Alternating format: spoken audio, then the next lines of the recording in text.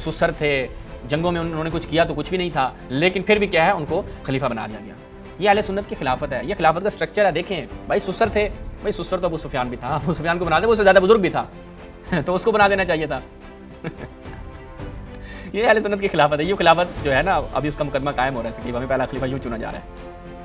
ابو بکر صاحب نے حضرت علی کا تذکرہ کیوں نہیں کیا؟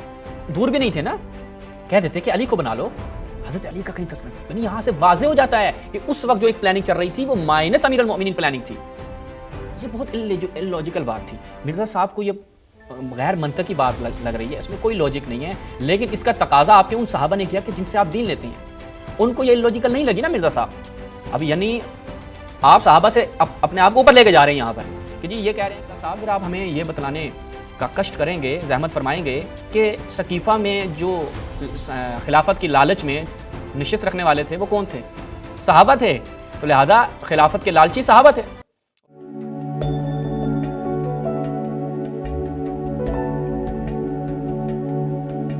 اعوذ باللہ من الشیطان الرجیم، بسم اللہ الرحمن الرحیم۔ تمام ناظرین کی خدمت میں السلام علیکم ورحمۃ اللہ۔ ناظرین، آج انجینئر محمد علی مرزا کی امامت اور خلافت کے حوالے سے ایک تفصیلی گفتگو کا رد شروع کرنے جا رہی ہیں، اور انشاءاللہ ہم بھی نہایت تفصیل سے ایک ایک بات کے اوپر جواب دیں گے مرزا صاحب کی خدمت میں، اور آپ کو مرزا صاحب کی زبانی جو چیزیں ہم اس پوری گفتگو میں ثابت کریں گے وہ میں آپ کو ابتدا میں بطور ہیڈ لائنز بیان کر دیتا ہوں کہ مرزا صاحب کیسے رسول اللہ صلی اللہ علیہ وسلم کی توہین برداشت کرتے ہیں حضرت عمر کو اوپر لے جانے کے لیے۔ دوسرا، یہ جو امیر المؤمنین کے حوالے سے آپ کہتے ہیں کہ بڑی اہل بیت کی محبت ہے، بڑی جناب مولا علیہ السلام سے محبت ہے، اور اتنے بڑے انہوں نے جہاد کیا ہے بنو امیہ کے خلاف وغیرہ وغیرہ، تو جب یہ معاملہ بنو امیہ کے خلاف ہوگا اہل بیت کا تو جناب یہ اہل بیت کے ساتھ ہوں گے، لیکن جب معاملہ آ جائے گا خلفائے ثلاثہ کے ساتھ اہل بیت کا تو پھر یہ خلفائے ثلاثہ کی سائڈ پہ جائیں گے۔ پھر اگر امیر المؤمنین کی توہین ہو رہی ہے، اگر امیر المؤمنین کے موقف کو انہوں نے درست کہنا تو نہیں کہیں گے، پھر وہ چلے جائیں گے دوسری پارٹی کی طرف۔ لہٰذا یہ ساری چیزیں انشاءاللہ آج آپ کو دیکھنے کو ملیں گی، اور خود مرزا صاحب کا اسی ایک ہی گفتگو میں، یعنی جو ان کی ایک پوڈ کاسٹ ہے، اس میں آپ کو تضادات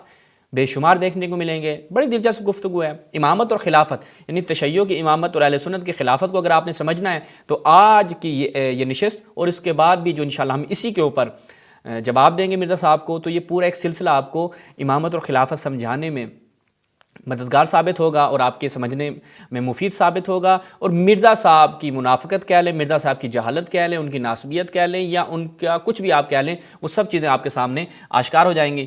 چلتے ہیں پوڈ کاسٹ کی طرف، کوئی کٹنگ نہیں، سیاق و سباق کہیں سے نہیں کاٹا جائے گا، جہاں سے گفتگو شروع ہو رہی ہے وہیں سے آپ کو سنائیں گے، اور انشاءاللہ پھر ساتھ ساتھ اس کے اوپر اپنا جواب عرض کریں گے۔ سماعت فرمائیں۔ بات کریں اہل البیت کی تو مودت کا ذکر آتا ہے قرآن مجید میں، آیہ مباہلہ آتی ہے قرآن مجید میں، انما یرید اللہ کی آیت آتی ہے قرآن مجید میں، آیت تطہیر آتی ہے۔ ان تمام طرح آیتوں کے باوجود جناب رسول خدا کے جانے کے فوراً بعد اہل بیت کے ساتھ کیا ہوتا ہے، وہ کس طرح سے تنہا ہو جاتے ہیں۔ امام حسن علیہ السلام کے ساتھ کیا ہوتا ہے، امام حسین علیہ السلام کے ساتھ کیا ہوتا ہے، اور جو ان کی بات کرتا ہے جیسے سلیم ابن قیس ہیں اور مختار ثقفی ہیں، مالکی اشتر ہیں، وہ ان سے محبت کرنے کے ذمرے میں ان کو تنہا کر دیا جاتا ہے۔ یہ اس دور کی بات ہے، اور اگر اس دور کی بات کریں تو آج بھی جو اہل بیت کی بات کرتا ہے، جیسے آپ ہیں، مولانا اسحاق تھے، مولانا طارق جمیل ہیں، تو ان کو الگ کر دیا جاتا ہے، فتوے لگائے جاتے ہیں۔ ایسا کیوں ہے؟ دیکھیں، ہمیں تو کوئی اس کی پرواہ نہیں ہے۔ انہوں نے ہمیں کیا الگ کرنا تھا، ان کو ہم نے ان کی عوام سے الگ کر دیا، عوام ان کو بلانتے بھیج رہی ہے۔ اس دفعہ جو ورلڈ کپ ہے وہ ہم نے جیتا ہے، ہاں اللہ کے فضل سے۔ تو ہاں پرانے زمانوں میں آپ کہہ سکتے ہیں بظاہر دنیاوی طور پر اہل بیت کو وہ کامیابیاں نہیں ملی، دنیاوی طور پر آخرت کے پوائنٹ آف ویو سے تو وہ کامیاب ہے۔ اہل بیت کو دنیاوی طور پر کامیابیاں نہیں ملی، اور اہل بیت کی کامیابیوں میں جو حائل اور رکاوٹ افراد تھے وہ صحابہ اور تابعین تھے۔ اور کون تھا؟ اور تو کوئی نہیں تھا نا، رومن امپائر تو نہیں تھی، یا آپ کہیں کہ باہر سے کوئی یاجوج ماجوج کی قوم تو نہیں آئی تھی نا جو اہل بیت کے خلاف ہو جائے، یا اہل بیت کے حق میں کوتاہی کرے، اہل بیت کے حق میں تنقیص کرے، نہیں تھی بالکل بھی۔ کون تھے؟ یہی آپ کے صحابہ تھے، اور انشاءاللہ یہ آپ کو ان کے علماء کی زبانی اور مرزا صاحب کی زبانی بھی ہم سنائیں گے۔ ایک نقطہ یہاں پہ میں چاہتا ہوں کہ عرض کر دوں کہ اس چیز کا کہ اہل بیت کے حق میں کوتاہی کرنے والوں میں ان کے اپنے صحابہ تھے، یہ ذرا میں آپ کی خدمت میں رکھوں۔ یہ ملاحظہ فرمائیں، تکمیل الایمان عبدالحق محدث دہلوی صاحب کیا کہتے ہیں؟ اہل سنت و جماعت کا مسلک یہ ہے، یہ مسلک ہے اہل سنت والجماعت کہ اہل سنت کا مسلک کیا ہے، مسلک اہل سنت کو جاننا تو دیکھیے، صحابہ کرام کے بعض اختلافات اور محاربات یا اہل بیت کے حقوق میں کوتاہی اور ان کے آداب میں کمی کی روایات ملتی ہیں۔ ان سے اعراض کرنا ضروری ہے اور نظر انداز کر دینا چاہیے. کیوں جی نظر انداز کر دینا چاہیے؟ اہل بیت کے حق میں کوتاہی کی، اہل بیت کے حق میں جو بے ادبی کی گئی، ان سب سے آپ کو نظر انداز، یعنی آپ کو اس کو نظر انداز کرنا ہے. کوئی آپ اہل بیت کو نظر انداز کر دے جو ان کے ساتھ ہو، نظر انداز کرنا ہے. یہ اہل سنت کا جو مسلک ہے وہ اسی چیز کے اوپر قائم ہے. یہ کون بیان کر رہا ہے؟ ہم ترجمان نہیں ہیں مسلک اہل سنت والجماعت کے.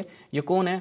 حضرت شیخ عبدالحق محدث دہلوی صاحب بیان کر رہے ہیں، اور اعلیٰ حضرت مولانا احمد رضا خان بریلوی صاحب جو ہیں وہ اس کے حواشی یعنی محشی ہیں جو اس پر حاشیے گزار ہیں. تو یہ ان کا اپنا مذہب ہے. چلیں آگے چلتے ہیں. یہ میں نے آپ کو جو مرزا صاحب نے بیان کیا اسی کی تائید ان کی کتاب سے دکھا دی. آگے چلتے ہیں. جو ملنی چاہیے تھی، لیکن اب تو یہ جو مبارک دور ہے اس کے اندر تو ہر طرف آل البیت کا ہی ذکر ہے. اب رہ گیا یہ جو نبی الاسلام کی وفات کے بعد، تو یہ ہمیشہ ایسے ہوا ہے کہ جب مخلص ساتھی رخصت ہوتے ہیں نا، تو ان کے رخصت ہونے کے بعد پھر ظاہر ہے کہ نا ہنجار ناخلف لوگ منظر عام کے اوپر آ جاتے ہیں. نبی الاسلام کے جو اپنے مخلص ساتھی تھے انہیں تو اہل بیت کی عظمت کا پتہ تھا، اور اس لیے انہوں نے پورے پیشن کے ساتھ ان کا ساتھ دیا. ایک رسول اللہ کے بعد اہل بیت کو مکمل طور پہ نظر انداز کیا گیا ہے. چاہے وہ سقیفہ یعنی سقیفہ میں جو تشکیل دیا گیا، جو جلسہ تشکیل پایا، یا وہ جو وہاں پر نشست ہوئی، یا وہ وہاں پر جو کٹ جوڑ ہوا، اس میں اہل بیت کا کہیں بھی ذکر نہیں تھا. میں اپنے تمام ناظرین سے، مرزا صاحب کے فالوورز سے بطور خاص کہوں گا کہ آپ لوگ اس چیز کی طرف توجہ کریں کہ یہ اہل بیت کو سائڈ پہ لگانا یہ رسول اللہ کی زندگی میں بھی ہوتا رہا. امیر المؤمنین کی شکایتیں لے کر آتے رہے صحابہ، تو رسول اللہ فرماتے تھے ما تریدون من علی، ما تریدون من علی، تمہیں علی سے کیا مسئلہ ہے؟ یعنی خود رسول اللہ کی زندگی میں امیر المؤمنین کی شکایتیں لگانا، صحابہ کا امیر المؤمنین کی نسبت حسد کرنا، یہ کئی دفعہ ہو چکا تھا. تو آپ کیا سمجھتے ہیں کہ رسول اللہ کے بعد امیر المؤمنین سے وہ جو حسد تھا ختم ہو جائے گا، جس کی پیشن گوئی رسول اللہ نے اپنی احادیث میں کی؟ کیا بیان کیا؟ یا علی لا یبغضک الا منافق. لوگوں کو بتایا کہ دیکھو علی سے بغض نہیں رکھنا، یہ منافقت کی علامت ہے. کیا دیگر روایات میں کیا بیان کیا کہ میں دیکھ رہا ہوں کہ ان کے دل میں کیا ہے؟ بغض ہے. تمہارے لیے کیا ہے؟ بغض ہے، جو یہ میرے بعد ظاہر کریں گے. یعنی ان کے دل میں ضغائن ہیں، یعنی کینہ ہے. صحیح روایت ہیں، یہ میرے بعد تمہارے لیے ظاہر کریں گے، اور یہ ظاہر کیا. سقیفہ میں اہل بیت مکمل طور پر نظر انداز ہیں. وہاں پر اپنی قرابتوں کا تو بتایا گیا کہ جی ہماری رسول سے قرابت ہے، لہٰذا ہمیں آگے ہونا چاہیے، ہم اس قبیلے سے ہیں فلاں. لیکن اہل بیت کہاں ہیں؟ وہ جو آپ کہتے ہیں کہ رسول اللہ نے غدیر کے مقام پر اہل بیت کی طرف جو ہے وہ توجہ دلائی، اہل بیت کو آپ نے جو ہے وہ ان کا خیال رکھنا ہے، کہاں پہ خیال رکھا ہے؟ وہ ہمیں دکھائیے ذرا. رسول اللہ صلی اللہ علیہ وسلم کی رحلت کے بعد جناب زہرا سلام اللہ علیہا کا خیال رکھا گیا ہو، امام حسن حسین کا خیال رکھا گیا ہو، یا امیر المؤمنین کا خیال رکھا گیا ہو. بلکہ امیر المؤمنین کے ساتھ کیا کیا وہ میں آگے چل کے بیان کروں گا. تو لہٰذا رسول اللہ کی تمام فرمائشات کو، تمام وصیتوں کو پس پش ڈالا. کنہوں نے ڈالا؟ جن کو آپ لوگوں نے تقدس کا لبادہ اڑایا اور جن کو آپ لوگوں نے ٹائٹل دیا یہ جنتی ہیں، انہی لوگوں نے. آگے چلیں. ایک سقیفہ بنی ساعدہ والا جو ایشو ہے، وہ چونکہ at the end of the day mishandling کے باوجود اس کے اوپر سیدنا علی نے ایگری کر لیا. لہٰذا کہاں پہ ایگری کیا؟ اب مرزا صاحب کی میں آپ کو بتاؤں کہ اس پوری گفتگو میں کہانیاں ہوں گی کہ جس کے اوپر کوئی ثبوت، کوئی شاہد، کوئی کرینہ موجود نہیں ہے کہ سقیفہ بنی سعدہ کی مس ہینڈلنگ کے بعد امام علیہ السلام نے ایگری کر لیا. وہ ہم کئی بار تقاضا کر چکے ہیں، وہ ایگری ہونا ہمیں دکھائیے. آپ کہاں ہے وہ ایگری ہونا؟ آگے چلیں.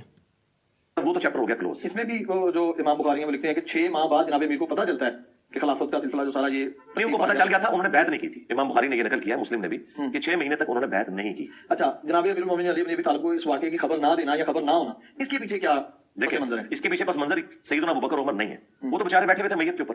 انہیں تو آگے خبر ملی ہے کہ سقیفہ بنی ساعدہ میں سعد ابن عبادہ کو لوگ امیر چننے لگے ہیں. لہذا سب سے بڑا جو غالی شیعہ یہ ظلم کرتے ہیں، اور وہ کہتے ہیں کہ ابوبکر عمر خلافت کے لالچی تھے. اگر یہ خلافت کے لالچی ہوتے تو یہ سقیفہ بنی ساعدہ کی میٹنگ کال کرتے.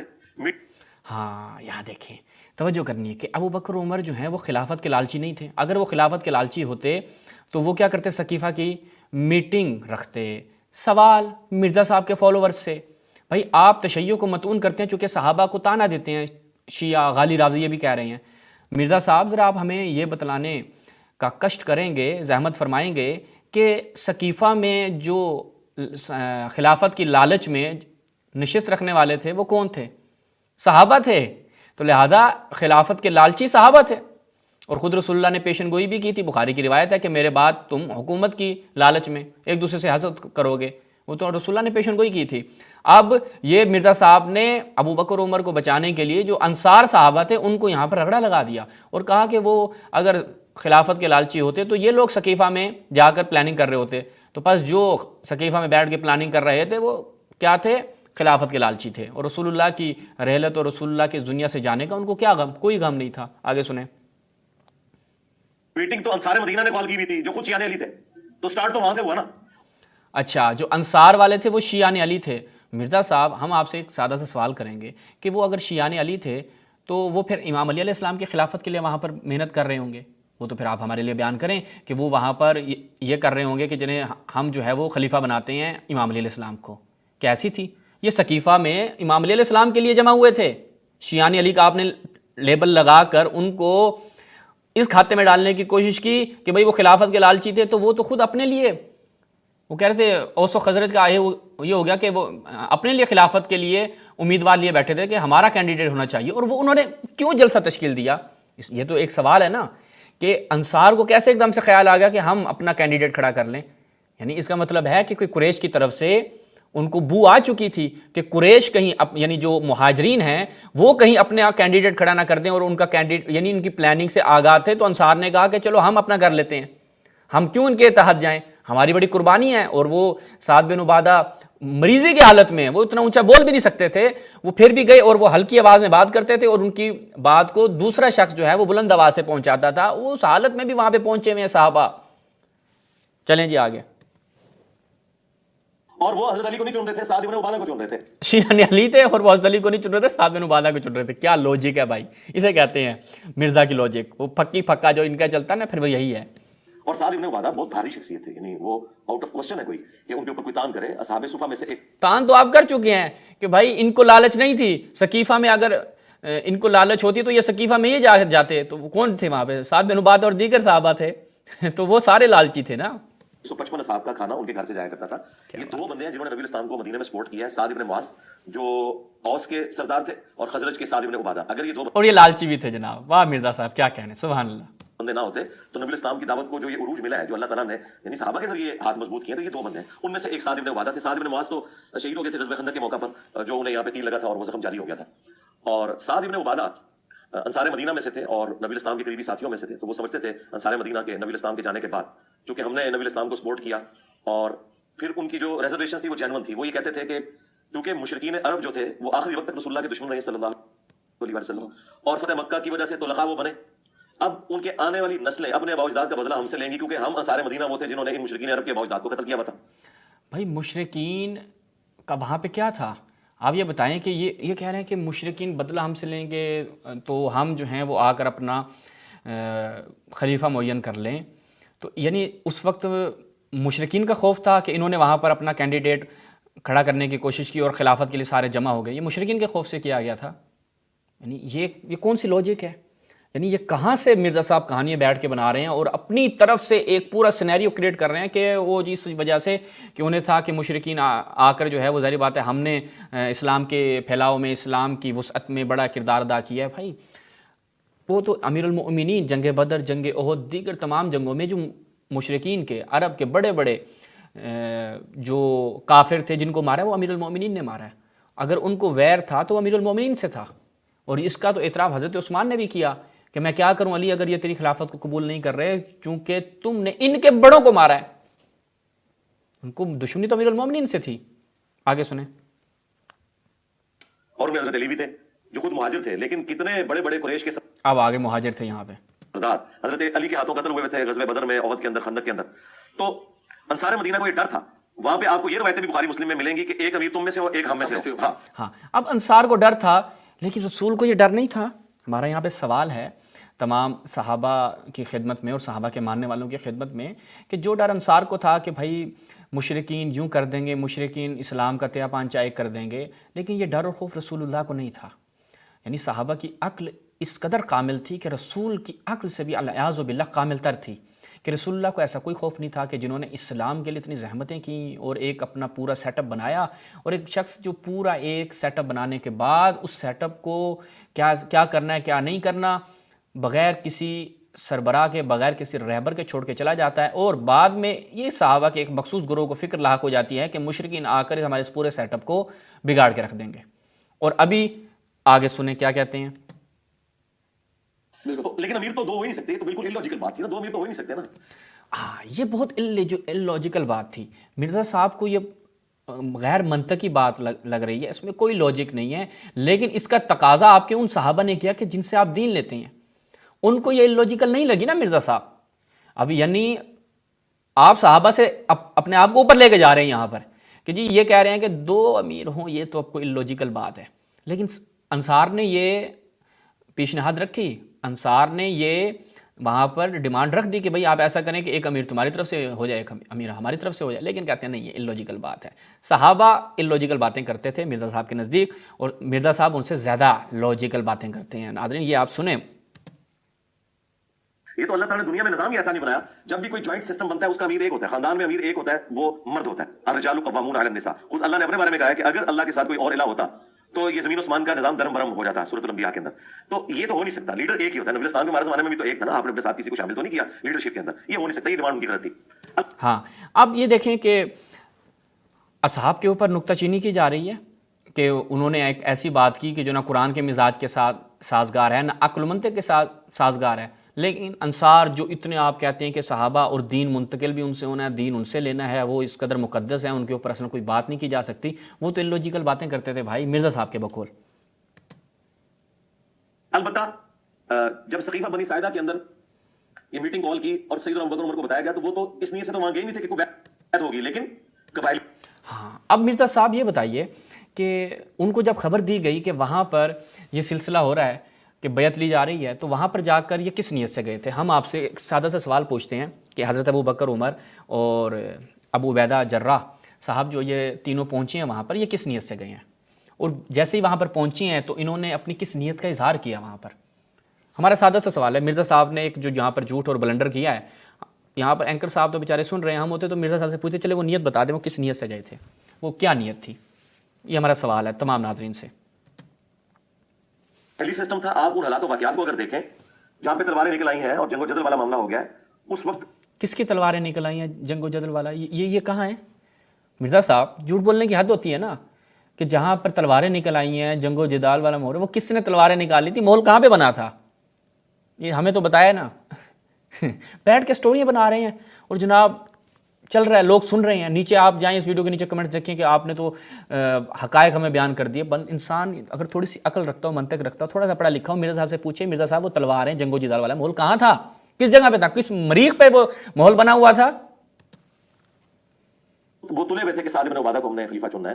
تو وہاں پہ حضرت عمر کہتے ہیں میں کہیں پر بھی یعنی سقیفہ میں کوئی جنگ و جدال یا اس طرح کا ماحول نہیں بنا ہوا تھا کہ جناب وہ تلواریں نکالنے کا گردن اڑا. ہاں تندی ہوئی تھی، لیکن یہ جنگ و جدال والا ماحول تو میرے خیال میں مرزا صاحب کو پھر کوئی خواب ہی آیا ہے. اپنے دماغ میں ایک تقریر بنائی ہوئی تھی میں کروں گا، لیکن حضرت ابوبکر نے مجھے خاموش کروا دیا. اچھا ابھی تو وہ نیت کر کے گئے نہیں تھے، پھر انہوں نے اپنے ذہن میں تقریر بھی بنائی ہوئی تھی. یہ چل کیا رہا ہے؟ سوال تو ہمارا یہاں پہ ہے نا کہ رسول اللہ صلی اللہ علیہ وآلہ وسلم اس دنیا سے جا چکے. مرزا صاحب کے بقول یہ رسول اللہ کی میت میں موجود تھے. کون؟ ابوبکر عمر صاحب. رسول اللہ کے جسد مبارک ابھی گھر میں پڑا ہے، غسل و کفن و دفن کے مراحل چل رہے ہیں. حضرت ابوبکر حضرت عمر ان کو وہاں پہ خبر ملتی ہے کہ سقیفہ میں جلسہ تشکیل پا چکا ہے اور یہ وہاں پر چلے جاتے ہیں رسول اللہ کو ایسے ہی چھوڑ کر. تو یہ کس نیت سے جاتے ہیں ہم یہ سوال کر چکے ہیں. ان کو کوئی احساس نہیں.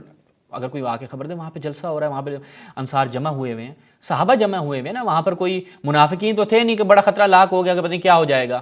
صحابہ ہی تھے نا، چلو صحابہ جمع ہوئے تو کیا ہو گیا، بعد میں دیکھ لیں گے، پہلے یہ جو اہم چیز ہے اس کو دیکھا جائے نا. کہ نہیں وہ زیادہ اہم ہے.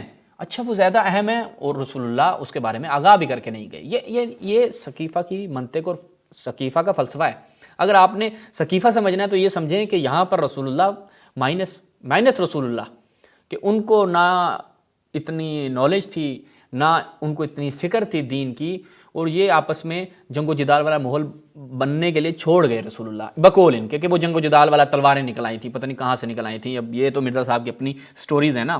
بابے کہتے ہیں نا جی بابے اپنی بناتے تھے، مرزا صاحب ان کے بھی بابے ہیں. یہ اپنے بیٹھ کے یہاں سے بیٹھ کے بنا رہے ہیں کہ جناب یوں ہو گیا تھا، تلواریں نکل آئیں، گردنیں اڑنے لگ گئیں، پتہ نہیں کیا ہو گیا. ظاہر ہے حضرت ابوبکر یہ سمجھتے تھے جذباتی ہیں کوئی معاملہ مس ہینڈل نہ ہو جائے, لیکن وہ کہتے ہیں جو میں نے اپنے دماغ میں پوائنٹ سوچے تھے ان سے بہتر حضرت ابوبکر نے تقریر کی. انہوں نے کہا دیکھیں نبی علیہ السلام قریش میں سے تھے, لہٰذا آپ کا سکسیس ابھی قریش میں سے ہونا چاہیے, اور انصار مدینہ تم لوگ رسول اللہ کے ساتھ وزیر کی حیثیت سے تھے. ہاں, اب یہاں پر ہم حضرت ابوبکر کی خدمت میں سوال پوچھیں گے کہ آپ نے یہ بات کی کہ رسول اللہ صلی اللہ علیہ وسلم قریش میں سے تھے, تو ان کا جو جانشین ہوگا وہ بھی قریش میں سے ہوگا, تو رسول اللہ بنو ہاشم میں سے تھے, تو ان کا جانشین بھی تو بنو ہاشم میں سے ہونا چاہیے تھا نا, کیونکہ آپ قربت کو معیار قرار دے رہے ہیں تو پھر قریب تر کی طرف جانا پڑے گا. تو وہاں پر اہل بیت کو کیوں اگنور کیا گیا؟ وہاں پہ اصلاً اہل بیت کا ذکر نہیں. اہل بیت کو چلو ایک دفعہ آپ یعنی امام علیہ السلام کو ایک دفعہ آپ تھوڑی دیر کے لیے یعنی یہاں پہ یوں رکھیں, رسول اللہ کو لے آئیں. اس وقت رسول اللہ اس دنیا سے رخصت ہو چکے تھے, ابھی دفن نہیں ہوئے تھے. سقیفہ میں جا کر حضرت ابوبکر نے تو اصلاً رسول اللہ کے حوالے سے کچھ بیان ہی نہیں کیا. یعنی بندے صدمے میں ہوتے ہیں نا کہ دیکھو رسول اللہ جن پہ ہماری جان قربان, یہ ان کا اصلاً ذکر نہیں ہے. کوئی صدمہ آپ کو وہاں پہ نظر نہیں آ رہا, بالکل پلاننگ سے کام چل رہا ہے, اور وہ جا رہے ہیں اور کہتے ہیں. اور جناب زہرا سلام اللہ علیہا کہ جن کا اس قدر گریا, اور اہل سنت یہ کہتے ہیں کہ رسول اللہ کی رحلت کے بعد حضرت زہرا اس قدر گریا کرتی تھی, اسی وجہ سے یہ کہتے ہیں کہ بیمار ہو گئی اور اس دنیا سے چلی گئی. تو آپ کہتے ہیں یار غار بڑا جناب ابوبکر کی قربت تھی, صحبت تھی, تو وہ کہاں چلی گئی؟ بھائی ابھی تو رسول اللہ کا جنازہ موجود ہے, رسول اللہ کا جسد خاکی موجود ہے, دفن بھی نہیں ہوا, اور آپ لوگ جا کر وہاں پہ پوری پلاننگ سے, وہ عمر نے بھی پوری تقریر سوچی ہوئی تھی, پھر ابوبکر نے معاملے کو اچھی طرح وہ کر لیا, ہینڈل کر لیا, لیکن رسول اللہ کو ذکر نہیں ہے, اور وہاں پر کوئی کسی کے اوپر کوئی کیفیت طاری نہیں ہے. پلاننگ ہے جناب. تو جو بھی اب امیر چنا جائے تم وزیر کی حیثیت سے رہو, اللہ کے نبی تم سے راضی ہیں, اور یہ سارے معاملات ہیں. اور چونکہ قریش کا قبیلہ ڈومیننٹ ہے, اوس اور خزرج کا وہ مقام نہیں تھا عرب کے اندر جو قریش کا تھا, اور قبائلی سسٹم میں نبی علیہ السلام کو صرف پیغمبر کے طور پر انہوں نے ایکسیپٹ نہیں کیا تھا عرب دنیا نے, بلکہ ایک قبیلے کے سردار کے طور پر بھی.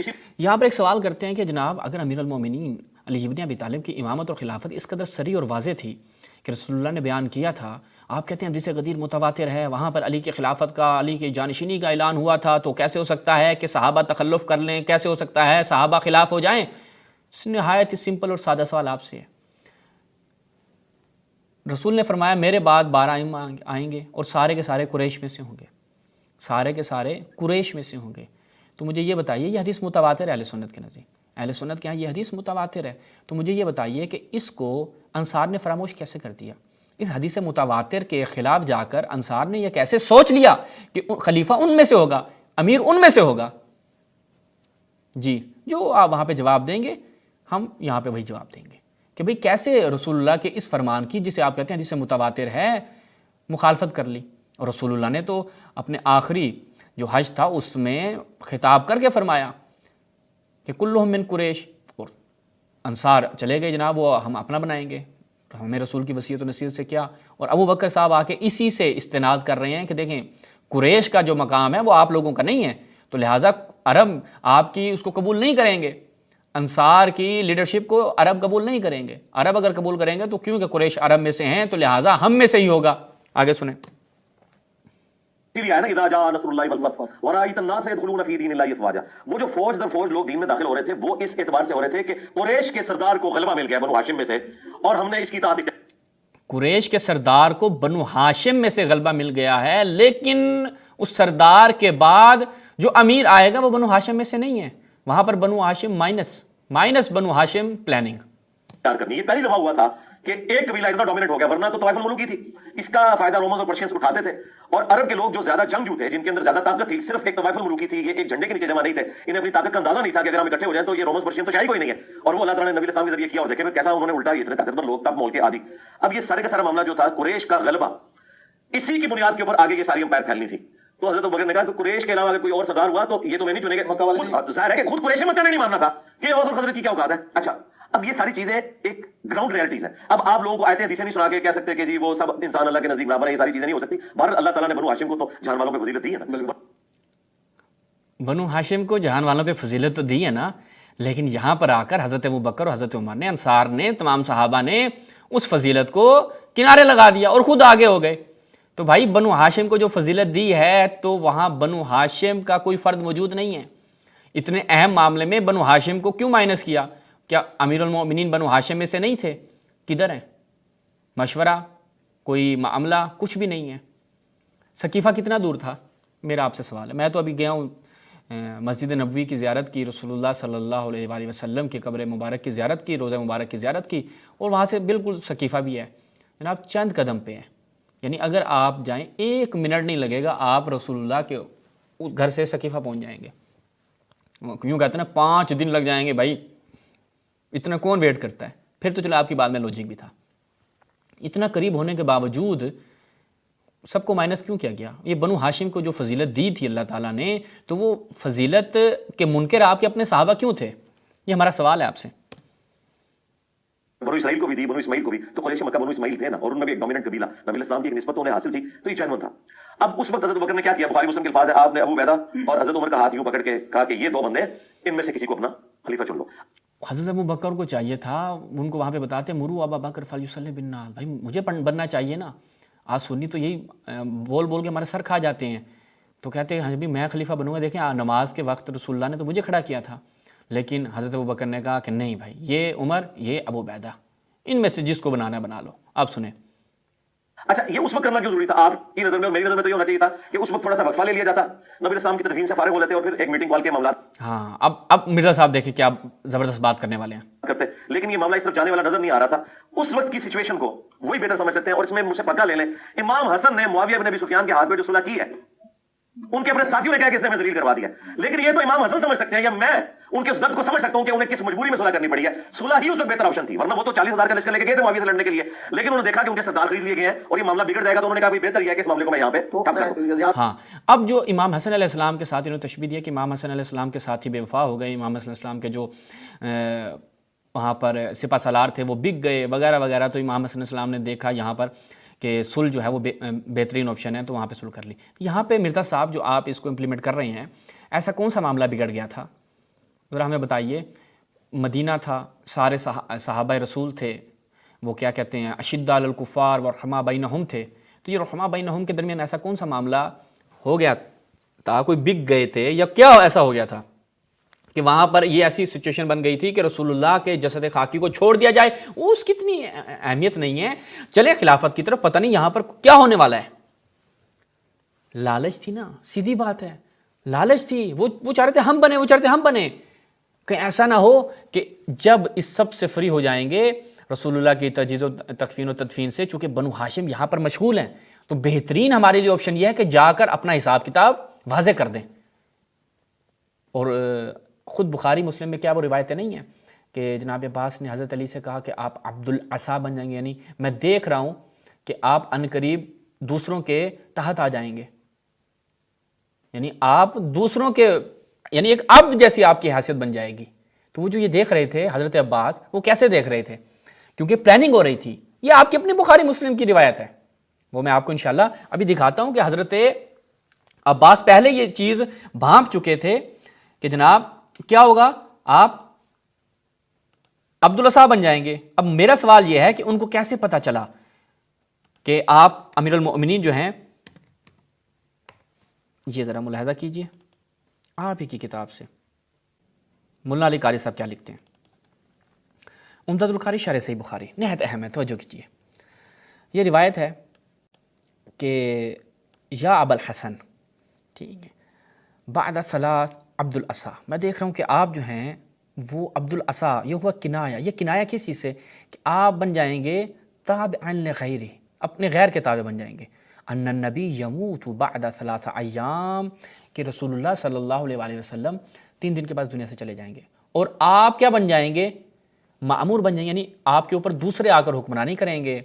बिला इज़्ज़न वला हुरमा बैनन नास, आपकी कोई इज़्ज़त और आबरू नहीं होगी। मेरा सवाल मिर्ज़ा साहब और उनके तमाम फॉलोवर से ये है कि हज़रत अब्बास ने ऐसा क्या देखा था, ये ऐसा उस वक्त मदीने में क्या सिचुएशन बनी हुई थी सहाबा के दरमियान कि उन्होंने देखा कि अली की इज़्ज़त और आबरू चली जाएगी। वो कौन सी इज़्ज़त और आबरू जो रसूल ने दी थी, वो कौन सी थी? कि मामूर बन जाएंगे। चूँकि अमीर बनना था, वो अमीर जो रसूलुल्लाह बना कर गए थे, वो सारे मामलात पर आकर कौन? दूसरे आकर नाफिज हो जाएंगे, और आपकी हुर्मत लोगों के दरमियान ख़त्म कर दी जाएगी। ये सब कौन करेंगे? मुशरिकीन आकर करेंगे, वो आपके क्या कहते हैं रूमी आके करेंगे। किसने करनी थी? इन्हीं साहबा ने। और ये हज़रत अब्बास की पेशन गोई थी, उन्होंने पहले ये चीज़ बयान कर दी। मेरा सवाल है ये उन्होंने कहाँ से देखा? مرزا صاحب آپ جو بڑے سچویشن کو اس وقت کے حساب سے دیکھ رہے ہیں تو مجھے یہ سچویشن جو ہے وہ آپ نے سمجھانی ہے. چلیں جی آگے سنیں. یہ پورا مقدمہ ہے وہ آپ اپنے پاس رکھیں, سوال اینڈ پہ کر لیجیے گا, میں مقدمہ کلیئر کر رہا ہوں ورنہ ٹیمپو وہ ٹوٹ جائے گا. میں آپ کو بتا رہا ہوں کہ آج بیٹھ کے کوئی سچویشن کا اندازہ نہیں کر سکتا جب تک آپ زمانے میں ریورس جا کے وہ سارے حالات دیکھ نہ لیں. تو حضرت ابوبکر نے اس وقت یہ ریلائز کیا کہ بھائی اگر اس وقت کوئی ڈیسیژن نہ ہوا تو یہ تلپٹ ہو جائے گا اور یہ انصار مدینہ کو چنیں گے اور ایک نئی گیم شروع ہو جائے گی, قریش مکہ میں پھوٹ پڑ جائے گی. اب اس کا آخری حل یہ ہے کہ ان دو بڑے سرداروں میں سے ایک کو چن لیا جائے.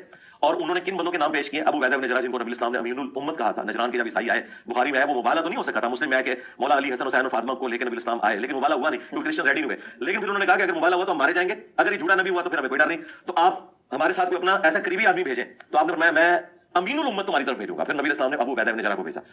ہائے مظلومیت علی بن ابی طالب. ابو عبیدہ جراح جو ہے وہ امیر المؤمنین سے بھی زیادہ فضیلت کا مالک تھا کہ ابو بکر صاحب کو نہ امیر المؤمنین کا خیال آیا, نہ امیر المؤمنین کے فضائل کا خیال آیا. بس یہ جی امین الامہ ہے. کیا مباہلے کی طرف تو آپ اشارہ کر رہے ہیں, لیکن مباہلے میں جن افراد کو رسول اللہ لے کے جانا چاہتے تھے, جو نفس رسول قرار پائے قرآن مجید کی روشنی میں, وہ کون تھے؟ علی بن ابی طالب تھے. بھائی امین الامہ تو وہ شخص ہو سکتا ہے نا کہ جب رسول اللہ مکہ سے مدینہ کی طرف ہجرت کر آنا چاہ رہے تھے تو تمام امانتیں کس کو سونپی تھی؟ علی بن ابی طالب کو سونپی تھی. اور جس کو رسول اللہ امانتیں سونپ کر آئیں وہ امین الامہ ہوگا یا ابو عبیدہ ہوگا؟ وہ مقدم ہوگا کہ جو نفس رسول ہے کہ انت منی بمنزلت ہارون من موسیٰ ہے, وہ مقدم ہوگا یا ابو عبیدہ ہوگا؟ یہ ابو بکر صاحب نے حضرت علی کا تذکرہ کیوں نہیں کیا؟ دور بھی نہیں تھے نا, کہہ دیتے کہ علی کو بنا لو, حضرت علی کا کہیں تذکرہ. یعنی یہاں سے واضح ہو جاتا ہے کہ اس وقت جو ایک پلاننگ چل رہی تھی وہ مائنس امیر المؤمنین پلاننگ تھی. تو حضرت ابوبکر نے وہ سوٹیبل پرسنالٹیز کے ہاتھ اس طریقے سے کھڑے کیے. یہ سوٹیبل پرسنالٹیز تھی. علی بن ابی طالب سوٹیبل پرسنالٹی نہیں تھے. کیا کہنے یہ علی بن ابی طالب صلوات اللہ علیہ کے ساتھ محبت اور جناب ان کا مقدمہ لڑنے والے مرزا صاحب ہیں. ان کی آپ حقیقت اور اصلیت انشاءاللہ آج مکمل دیکھیے گا. اور کہا ان میں سے چن لو, لیکن دونوں نے کہا کہ حضرت آپ کے ہوتے ہم نہیں کریں گے کیونکہ نبی اسلام نے آپ کو مصلی پر کھڑا کیا تھا اور اس کی وجہ سے ہم آپ کو خلیفہ چنیں گے. مصلی پہ آپ کو کھڑا کیا تھا اس لیے ہم آپ کو خلیفہ چنیں گے. یہ فضیلت بن گئی. یعنی مصلی پہ آپ کھڑے ہوئے تو آپ کو ہم چن رہے ہیں. علی بن ابی طالب کے تمام فضائل جتنے بھی, یعنی رسول اللہ نے مکی زندگی سے مدینے کی زندگی تک جتنے بھی فضائل بیان کیے امیر المؤمنین کے, کہ احمد ابن حنبل نے, نسائی نے اور تمام ان کے ائمہ نے بیان کیا کہ جتنے فضائل علی بن ابی طالب کے بیان کیا, اصحاب میں کسی کے لیے بھی اتنے فضائل نقل نہیں ہوئے. لیکن کیا کہیں کہ جی مصلی پہ آپ کھڑے ہو گئے تھے. یعنی جو رسول کا دفاع کرتا رہا ہر میدان میں, جو ہر میدان میں کھڑا رہا, جس کے لیے کہا کہ میں کل اس کو علم دوں گا کہ جو کرار ہوگا, غیر فرار ہوگا, اللہ اور اس کا رسول اس سے محبت کرتے ہوں گے, وہ اللہ اور اس کے رسول سے محبت کرتا ہوگا, کہ خدا اور اس کے رسول کا محبوب یہاں پر نظر انداز کر دیا جاتا ہے. عبد العصا والی بات آپ کو اب جو حضرت عباس نے امیر المومنین سے کی تھی, یہاں پہ پریکٹیکلی مرزا صاحب کی زبانی اس سینیریو میں آپ کو سمجھ میں آ رہی ہوگی. سنیں آگے. چنا انصار مدینہ بھی ایگری کر کے, سعد بن عبادہ اکیلے رہ گئے, ان کے اپنے قبیلے کے لوگ اپنے سردار کو چھوڑ کے حضرت ابوبکر کے اوپر راضی ہو گئے. اس سے آپ کو اندازہ ہوگا کہ حضرت ابوبکر کی پرسنالٹی کتنی بڑی تھی. ادروائز وہ پورا قبیلہ چھوڑ دیتا, انہوں نے اپنے سردار کو چھوڑ کے حضرت ابوبکر کی بیعت کر لی. ہاں, اب آپ کہہ رہے ہیں کہ جی وہاں پر حباب بن منذر نے وہاں پر فوراً ریاکشن دکھایا, انہوں نے ابتداء میں بہت چون چراہ کی, لیکن حضرت عمر بڑے طیش میں آ گئے تھے. اور خود حضرت عمر جو ہیں بیان ان کی بخاری مسلم کے روایات ہیں کہ حضرت عمر کہتے تھے کہ اگر کسی نے ہماری مخالفت کی تو میں اس کی گردن اڑا دوں گا. تو آپ کہتے ہیں کہ اور پھر خود کہتے ہیں کہ جب فلاں بنو اسلم اور فلاں قبیلہ میں نے مدینہ کی گلیوں میں دیکھا تو مجھے یقین ہو گیا کہ اب ہماری فتح ہے, اب ہمیں کوئی اپنی جگہ سے نہیں ہلا سکتا. تو حضرت عمر ان لوگوں نے جو پلاننگ کی ہوئی تھی وہ اپنے پلاننگ میں یوں کامیاب ہوئے ہیں, نہ کہ وہ حضرت ابوبکر کے فضائل کے معترف ہو گئے اور کہا کہ نہیں جی اب ہاں یہ تو بات آپ نے بڑی اچھی کی ہے, یہ اتنے جتنے آپ کے فضائل ہیں اس کے بعد تو آپ مصلی پہ کھڑے ہوئے تھے, لہٰذا اب آپ ہمارے کیا بنیں گے, خلیفہ بنیں گے. اتنی اچھی بڑی پرسنالٹی تھی حضرت ابوبکر. کیا کہنے. اس سے حضرت ابوبکر کی ڈومیننسی نظر آتی ہے. حالانکہ وہ کمزور آدمی تھا یار, بوڑھا آدمی تھا, کوئی پہلوان نہیں تھا. کوئی آپ کو حدیثوں میں نہیں ملے گا کہ انہوں نے بدر میں اتنے بندے قتل کر دیے. کہیں یہ دیکھیں ہم شیعہ بھی یہ تو کہتے ہیں نا کہ وہ ایک ایسی شخصیت ہی نہیں تھے, نہ شجاع تھے نہ کچھ تھے, انہوں نے بدر میں کوئی بندے قتل کر دیے ہوں. کوئی حدیث میں نہیں ملے گا, کچھ بھی نہیں ہے. یعنی ان کی شجاعت کا آپ کو کوئی نمونہ نہیں ملے گا. اور ان کے ہاں امامت کے لیے شرط ہے کہ وہ شجاع ہونا چاہیے. اور یہاں پہ کیا ہے کہ وہ یار ایک خود جو انہوں نے بیان کیا, میں نہیں بیان کرتا. یہ تھے تو وہ, یہ تھے تو وہ تھے. نہیں, ان کی ایک بزرگی, نبی اسلام کے ساتھ قربت, یار غار ہونا, یہ ساری چیزیں. پھر نبی اسلام کے وہ سسر بھی اور ساری قربت. سسر بھی تھے, کیا رسول اللہ کے اس وقت یہی سسر موجود تھا؟ وہ سسر ہونا اتنی بڑی فضیلت ہے، ان تعجب ہے کہ خلافت کے لیے اہل سنت کے پاس معیارات کیا بن رہے ہیں کہ جی وہ یار غار تھے، وہ سسر تھے، جنگوں میں انہوں نے کچھ کیا تو کچھ بھی نہیں تھا، لیکن پھر بھی کیا ہے ان کو خلیفہ بنا دیا گیا۔ یہ اہل سنت کی خلافت ہے، یہ خلافت کا سٹرکچر ہے۔ دیکھیں بھائی سسر تھے، بھائی سسر تو ابو سفیان بھی تھا، ابو سفیان کو بنا دے، وہ اس سے زیادہ بزرگ بھی تھا تو اس کو بنا دینا چاہیے تھا یہ اہل سنت کی خلافت ہے۔ یہ خلافت جو ہے نا ابھی اس کا مقدمہ قائم ہو رہا ہے سکیب میں، پہلا خلیفہ یوں چنا جا رہا ہے۔ یہ ساری چیزوں کی وجہ سے ان کے اوپر ایگری کر گئے اور وہ بیعت ہو گئی اور پھر وہ سارا معاملہ ہوا۔ حضرت علی کو یہ غلط تھا کہ اس مشورے میں مجھے شامل کرنا چاہیے تھا۔ مولا علی کے اوپر جھوٹ بولنے میں اگر کسی کو ید طول حاصل ہے وہ مرزا صاحب ہیں۔ حضرت علی کو یہ غلط تھا کہ اس مشورے میں مجھے شامل ہونا چاہیے۔ بندہ پوچھے دو چیزیں ہیں مرزا صاحب، بندہ پوچھے مولا علی نے یہ کہاں پہ کہا ہے کہ مجھ سے مشورہ کرنا چاہیے تھا؟ بخاری میں تو اس کے برعکس الفاظ ہیں، وہ میں ابھی دکھاتا بھی ہوں کہ استبدت علینا بالامر، تو ہمارے اوپر زبردستی نافذ ہوا ہے۔ کننا نرا نصیب لقرابتنا رسول اللہ، کہ ہم رسول اللہ کی قرابت کی وجہ سے اپنا حق زیادہ سمجھتے تھے اور امیر المومنین واقعی اپنا حق سمجھتے تھے۔ ایسا تھوڑی کہا کہ رسول اللہ تو مشورہ کر لیتا تو بہتر تھا۔ دوسری بات، مشورہ ہوا کب ہے؟ حضرت عمر نے کیا نہیں کہا بخاری میں کانت بیعت ابی بکر فلتا، ابو بکر کی جو بیعت تھی وہ فلتا تھی، ایک ناگہانی امر تھا۔ تو بھائی مشورہ کہاں پہ ہوا ہے کہ جو مشورہ ہو رہا تھا حضرت علی کو اس میں شامل نہیں کیا گیا؟ اچھا ایون اگر حضرت علی نے یہ بات کی، ابو بکر نے کہا او یا علی وہ پتہ کیا مشورہ تو ہوا ہی نہیں تھا، اصلا اس نے بھی بات نہیں کی، تو لہٰذا یہ اپنے یعنی خود سے بیٹھ کے، آپ کو سمجھ میں آ رہا ہوگا کہ حضرت ابو ہریرہ کا ٹیلنٹ کیسے منتقل ہوا ہے آگے، بیٹھ کے باتیں بنا رہے ہیں کہ بھائی وہ مشورے میں شامل کر لیتے۔ کہاں ہے امیر المومنین نے کہ مجھے مشورے میں شامل کر لیتے؟ کدھر کا ہے وہ ہمیں تو بھی دکھاؤ نا۔ بخاری میں تو اس کے برعکس الفاظ ہیں، مولا علی نے تو کہا تم زبردستی نافذ ہو گئے، عمر کہہ رہا کہ وہ فلتا تھی، ناگہان تھی، ایک ناگہانی امر تھا، ایکسیڈنٹلی جو ہے وہ ہو گیا ابو بکر کا حساب کتاب۔ 6 مہینوں نے بیعت نہیں کی۔ 6 مہینے کے بعد بخاری مسلم میں آتا ہے انہوں نے حضرت فاطمہ کی جب وفات ہو گئی، انہوں نے حضرت ابوبکر کو پیغام بھیجا اور کہا کہ آپ میرے پاس آئے ہو۔ ڈنڈی چیک کریں، جب حضرت زہرا کی وفات ہو گئی 6 مہینے بعد، مرزا صاحب وہ کیوں بیان نہیں کرتے؟ ان کے خطبہ یہ الفاظ کیوں بیان نہیں کرتے؟ کہ یہ سوال بھی ہم کر چکے ہیں، کسی خطیب میں یا کسی ان کے بندے میں جرت نہیں ہوئی کہ بخاری کے اس جملے کا جواب دے سکے کہ جب تک حضرت زہرا زندہ تھیں علی کا ایک مقام تھا، لوگوں نے یعنی صحابہ نے علی سے منہ موڑ لیا جناب زہرا کی وفات کے بعد۔ یہ سوال ہے، جواب دینا ہمیں، کیا ہوا تھا ایسا؟ چونکہ ابو بکر کی بیعت نہیں کی تو لوگوں نے علی سے منہ موڑ لیا، علی کا احترام کرنا چھوڑ دیا۔ یہ اس کا جواب کیوں دیتے؟ یہ بھی جب روایت پڑھتے ہیں تو اس کو یوں جمپ لگا کے جاتے ہیں وہاں پر، اور اپنے ساتھ کسی کو نہیں لے کے آنا، اور وہ راوی کہتا ہے کہ آپ نہیں چاہتے تھے کہ حضرت عمر ساتھ آئیں کیونکہ وہ جذباتی۔ تو پھر جھوٹ، وہاں پہ کہاں الفاظ ہیں کہ راوی کہتا ہے کہ عمر کو ساتھ نہیں لانا وہ جذباتی ہیں؟ یہ تو الفاظ ہی نہیں ہے وہاں پر۔ یعنی کہانیوں سے کہتے ہیں جی وہ بابوں کی کہانیاں، یہ مرزا صاحب کی کہانی ہے، پیچھے سے کئی کہانیاں بنائی ہیں، کئی جھوٹ بولے ہیں، کئی بلنڈر مارے ہیں اور یہاں پر پھر مار رہے ہیں۔ اصل الفاظ تو نہیں استعمال کر سکتے نا، اصل الفاظ استعمال کریں گے تو سامنے والا پوچھے گا او کیوں، کیا وجہ تھی؟ وہاں الفاظ کیا ہے کہ حضرت علی علیہ السلام عمر کے حضور سے، اس کی موجودگی سے، اس کی شخصیت سے، اس کے وجود سے کراہت رکھتے تھے۔ وہ تو پوچھے گا نا کہ بھئی کراہت کیوں رکھتے تھے، کیا وجہ تھی، کیوں عمر پسند نہیں تھا حضرت علی کو؟ عمر نے ایسا کیا کیا تھا اس وقت، یعنی اس وقت ایسا کیا کیا تھا کہ عمر کا وجود علی کو پسند نہیں تھا؟ لوگ سوال پوچھیں گے، پھر بتانا پڑے گا کہ اس نے جو جناب زہرا سلام اللہ علیہ کے گھر جا کے دھمکی دی، وہ جو پورا معاملہ ہوا، تو پھر وہ ساری باتیں کھل جائیں گی۔ تو بخاری کے اشارے تو بتا رہے ہیں کہ عمر نے جناب زہرا اور ان کے گھر پر جا کر جو حرکتیں کی، اس سے حضرت علی عمر کے وجود سے کراہت کرتے تھے۔ یہ اشارے بخاری کے بتا رہے ہیں، پھر تو ساری حقیقت کھل جانی تھی۔ لہٰذا مرزا صاحب نے کہا وہ جذباتی ہیں، اس کو نہیں لے کے آنا۔ اچھا اب آگے سنیں۔ حضرت عمر نے روکا حضرت ابوبکر کو کہ آپ اکیلے نہ جائیں، انہوں نے کہا میں، حضرت عمر نے بھی روکا کہ آپ اکیلے نہ جائیں۔ کیوں؟ کہاں جا رہے تھے؟ مشرکین کے پاس جا رہے تھے الیاذ باللہ، یا میدان جنگ میں جا رہے تھے؟ میدان جنگ میں سے چلو روک سکتے ہیں نا، انہیں پتہ ہے کہ حضرت ابوبکر کا کیا بنے گا وہاں پہ، لیکن وہ کہاں جا رہے تھے؟ حضرت علی کے پاس جا رہے تھے۔ وہ رحماء بینہم تھے بھائی، قرآن مجید نہیں کہتا، آپ لوگ نہیں کہتے، یہ پہاڑے پڑھ پڑھ کر آپ لوگوں نے ممبروں سے لوگوں کے کان نہیں پکا دیے رحماء بینہم رحماء بینہم، تو وہ رحماء بینہم کے پاس جاتے ہو کیوں روک رہے ہیں؟ یعنی یہ کہانی ہے جب اس طرح سے بنائیں گے نا کہ جن کا سر پاؤں نہیں ہوگا تو آپ کے اپنے منہ سے ہی وہ آپ کی کہانیوں کا رد نکلے گا. اہل بیت رسول سے کوئی نیگیٹو چیز امید نہیں کرتا.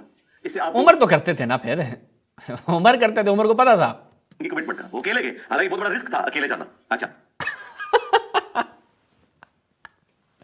مرزا صاحب خود بیان کر رہے ہیں کہ حالانکہ اکیلے جانا بہت بڑا رسک تھا. مرزا صاحب کس چیز کا رسک تھا؟ وہاں پر کوئی ڈرون حملہ ہونا تھا یا تلواریں لے کے بیٹھے تھے سارے کہ ابو بکر آئے گا تو گھر میں جیسے انٹر ہوگا مار دیں گے. اہل بیت سے کوئی چیز ایسی آپ توقع نہیں رکھ رہے تھے، لیکن رسک بھی تھا. کیا بات ہے یہ، یعنی ثقیفہ کو سمجھنا ہے تو مرزا صاحب کی گفتگو کافی ہے، ہمیں کوئی اس پہ بولنے کی ضرورت نہیں ہے. کوئی بھی باشعور آدمی ہے وہ کہے گا مرزا صاحب یہ بات کیا، یعنی یہاں پہ کہہ سکتے ہیں مرزا صاحب کو ہذیان ہو گیا. جبکہ خلافت کا جھگڑا چل رہا ہے. اور دوسرا آپ دیکھیں خلیفہ وقت یعنی خلافت کا جھگڑا اس قدر سنگین چل رہا تھا کہ رسک تھا، کیا کہنے، یعنی جان کا رسک تھا. اس وقت جھگڑے کی نوعیت، اب مرزا صاحب کی اپنی باتوں سے آپ سوچیں کہ اس وقت کس قدر شدید جو ہے وہ مخالفتیں تھیں. وہ حضرت ابوبکر ہیں، ہونا تو چاہیے تھا وہ کہتے تم میرے دربار میں آؤ. انہیں پتا تھا اس گھر سے ہمیں دین ملا ہے، یہ ہمارے بڑے ہیں. انہیں پتا تھا اس گھر سے ہمیں دین ملا، یہ ہمارے بڑے ہیں، لیکن خلافت کے معاملے میں یہ ہمارے چھوٹے ہیں، ان کو نظر انداز کر دو، ان کو بلانے کی زحمت بھی نہیں کرنا، ان سے مشورہ دور، ان کو اصلا بتلانا بھی نہیں ہے، چپ چھپاتے جانا ہے، سقیفہ میں بیٹھ کے خلیفہ بن جانا ہے. ویسے تو یہ ہمارے بڑے ہیں، دین بھی ان کے گھر سے ہم تک پہنچا ہے، لیکن خلیفہ نہیں نا، اب اتنے بھی تو آپ بڑے نہیں ہیں. یہ ان کا جانا. پھر حضرت علی جب یہ بات کی کہ آپ کو جو اللہ تعالیٰ نے یہ فضیلت دی اور یہ حالات و واقعات فیوریبل ہوئے، ہمیں کوئی حسد نہیں ہے، لیکن آپ نے ہمیں مشورے میں بھی شامل نہیں کیا. اس پہ مشورے میں شامل نہیں کیا. مرزا صاحب کے فالوور، یار یہ ہمیں الفاظ نکال کے دکھا دینا کہ مشورے میں شامل نہیں کیا، کہاں ہے؟ اچھا میں روایت نکال لیتا ہوں، ایک منٹ روایت ہم خود بھی دیکھ لیتے ہیں نا کہ وہ مشورہ کہاں پہ ہو رہا تھا، تاکہ ہمیں پتہ چل جائے کہ آپ نے ہمیں مشورے میں شامل نہیں کیا. کیوں چھپاتے ہیں اپنی بخاری سے ڈنڈے کیوں مارتے ہیں؟ یہ کون سی کتاب ہے جی؟ صحیح بخاری، سب سے صحیح بخاری، دارالسلام کی چاپ ہے. اچھا جی، جناب زہرا سلام اللہ علیہ ابو بکر پر غضبناک ہو گئیں، ترک کلام کر دیا، 6 ماہ تک زندہ رہیں. جب ان کی وفات ہوئی تو ان کے شوہر نے ابو بکر کو بتایا نہیں اور بغیر اطلاع دیے ان کو دفن کر دیا. وکان علی من الناس وجن حیات فاطمہ، جناب زہرا کی زندگی میں لوگوں کے نزدیک علی کی آبرو تھی. جب وہ اس دنیا سے رخصت ہوئی، استنکر علی وجوہ الناس، لوگ جو ہیں وہ علی سے منہ پھیرنے لگ گئے. فلتمس مصالحت ابی بکر، بس اس کے بعد نتیجہ کیا ہوا کہ ابو بکر سے مصالحت کا ارادہ کیا اور بیعت کا ارادہ کیا. ولم یکن جبائے تلک الاشہر، اور اس 6 مہینے میں علی نے بیعت نہیں کی تھی. فارسل الی ابی بکر، علی کو کہا اتنا ولا یاتنا احد معک، کہ تم میرے پاس آؤ اور اپنے ساتھ کسی کو نہیں لے کے آنا. کراہیتن لے یحضر عمر، کیونکہ وہ علی مولا علی جو ہیں وہ عمر کے وجود سے کراہت رکھتے تھے. تو عمر نے کہا لا ولا لا تدخلوا علیہم وحدہ، اکیلے نہیں جانا. فقال ابو بکر وما عصیتم ان یفعلوا بی، یعنی تمہیں کیا لگتا ہے وہ میرے ساتھ ایسا کچھ برا نہیں کریں گے. اچھا، فداخل علیہم ابو بکر گئے. فشاہد علی فقال ان قد عرفنا فضلک وما آتاک اللہ ولم تنفس علیک خیرا ساقہ اللہ الیک ولکنک استبددت. یہ ہے جی علینا بالامر، ہمیں مشورے میں شامل نہیں کیا. یہ اس عبارت کا اگر ترجمہ کوئی عربی دان، یا آج کے دور میں تو چیٹ جی پی ٹی کو دو، اسے بولو کہ اس کا ترجمہ کر دے. تمام آپ جتنے بھی احباب ہیں یہ کاپی کریں شاملہ سے. وَلَكِنَّكَ اسْتَبْدَدْتَ عَلَيْنَا بِالْأَمْرِ وَكُنَّا نَرَى لَكَ رَابِطِنَا مِنَ الرَّسُولِ اللَّهِ نَصِيبًا. اس کا ترجمہ کریں کہ اس کا مطلب یہ بنتا ہے کہ وہ آپ نے ہم سے مشورہ نہیں کیا تو اچھی بات نہیں تھی. ٹھیک ہے، اب ہمیں یہ آپ نے ہمیں بتانا ہے کہ یہاں پر یہ کہاں پہ امیر المومنین فرما رہے ہیں کہ تم تو زبردستی نافذ ہو گئے ہو، اور مرزا صاحب کہہ رہے ہیں کہ نہیں جی وہ آپ نے مشورہ نہیں کیا تھا. جھوٹ بولو تو ایسے وہ بھی دن دہاڑے. ابوبکر رو پڑے. اس کے بعد حضرت علی نے کہا دیٹس آل، اب میں اعلانیہ آپ کی بیعت کروں گا. زور کے وقت حضرت ابوبکر منبر پہ چڑھے، حضرت علی کے فضائل بیان کیے. اس کے بعد سیدنا، اب آپ سیاق و سباق کو تو بہت پکڑتے ہیں، وہ پیچھے آپ پکڑے نا کہ جب لوگوں نے علی سے منہ پھیرا تب جا کے علی نے بیعت کا ارادہ کیا. یہ کیوں؟ پہلے کیوں نہیں کیا؟ یہ تو سوال ہے نا ہمارا. اس سوال کا جواب اگر کسی میں ہمت، حوصلہ، جرت ہے، کوئی تعویل کر کے لے کر آئے، جواب دے اس کا. علی چڑھے اور حضرت ابوبکر کے فضائل بیان کیے، اپنی بیعت نہ کرنے کی وجہ بتائی. انہوں نے بھی بتایا الٹیمیٹلی یہ سارا پیچ اپ ہو گیا. اور اس کے بعد جتنی جنگیں ہوئی ہیں ان میں تھنک ٹینک کے طور پر حضرت علی کبھی بھی علیحدہ نہیں ہوئے حضرت ابوبکر سے، نہ حضرت عمر سے. سارے معاملات مشورے کے ساتھ چلتے تھے. تو اس وقت ایک معاملہ ہوا، لیکن چونکہ at the end of the day وہ سیٹل ہو گیا.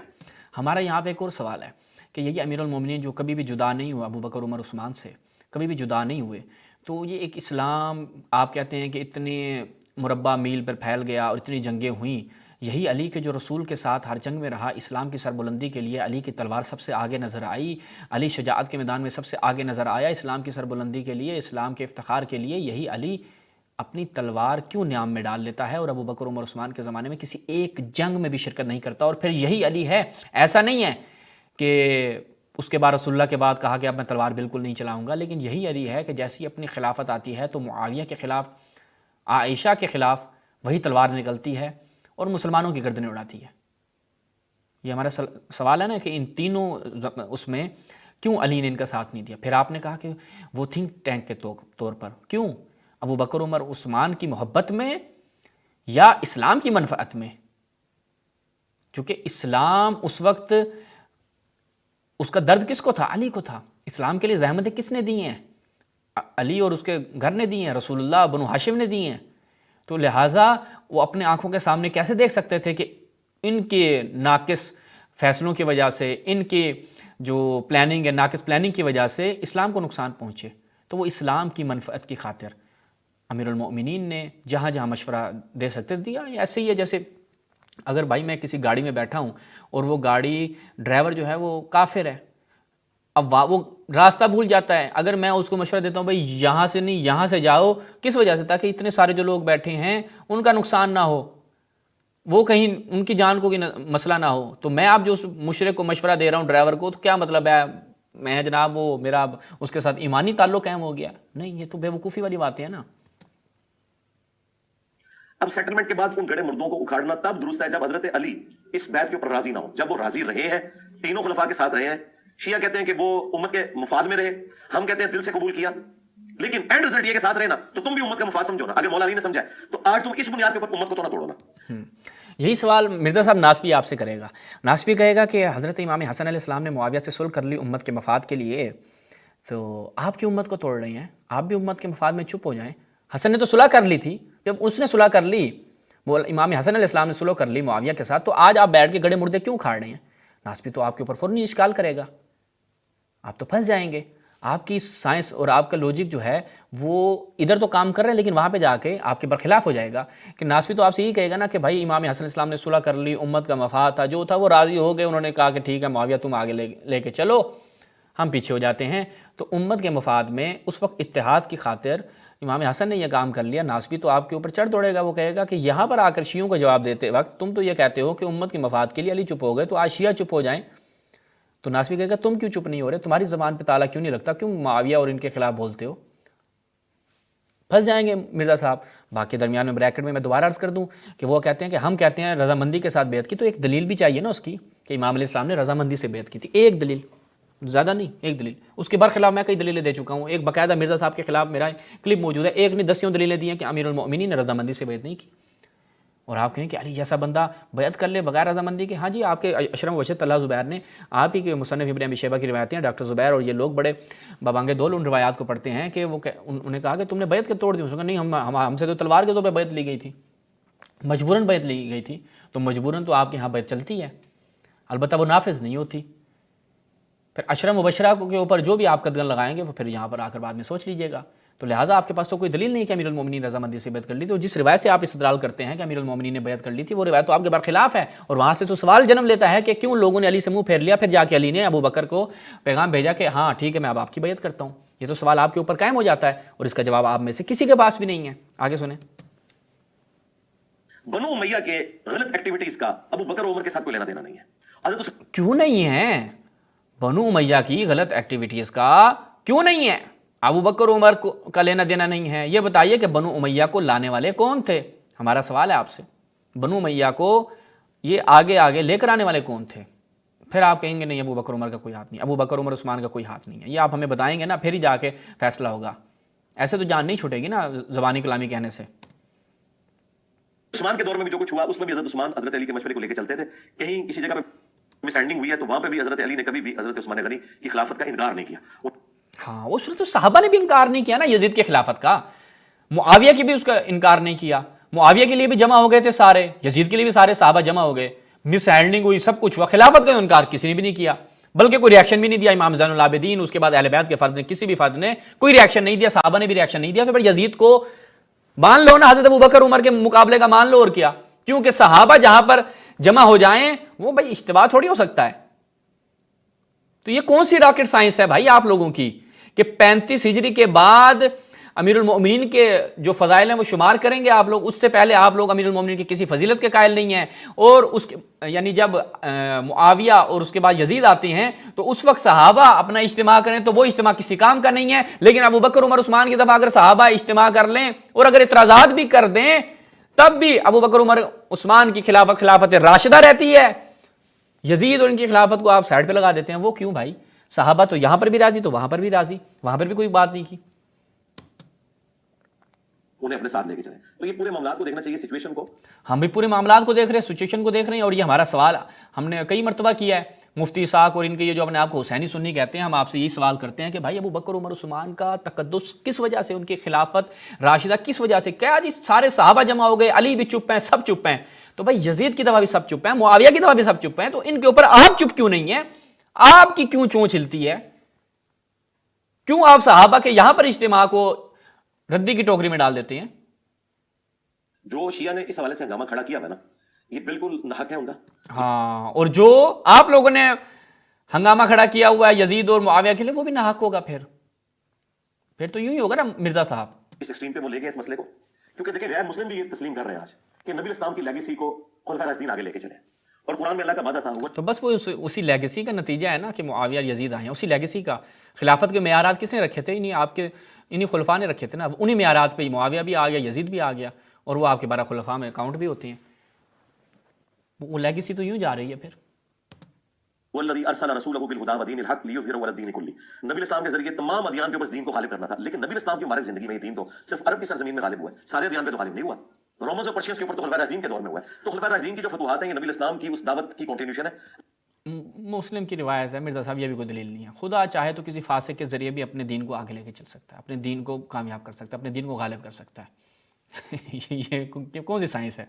अल्लाह ताला ने मुआविया की फतवाहत उसके ज़माने में भी जो फैला है वो भी फिर इस पर काउंट करते जरिए इतना बड़ा काम दिया कि देखें नबी इस्लाम की वफ़ात के वक्त हज़ारों लोग जब मुर्तद हो गए और सहाबा किराम की तादाद कम रह गई है, तब हाय हज़ारों लोग मुर्तद हो गए, सहाबा किराम की तादाद कम रह गई।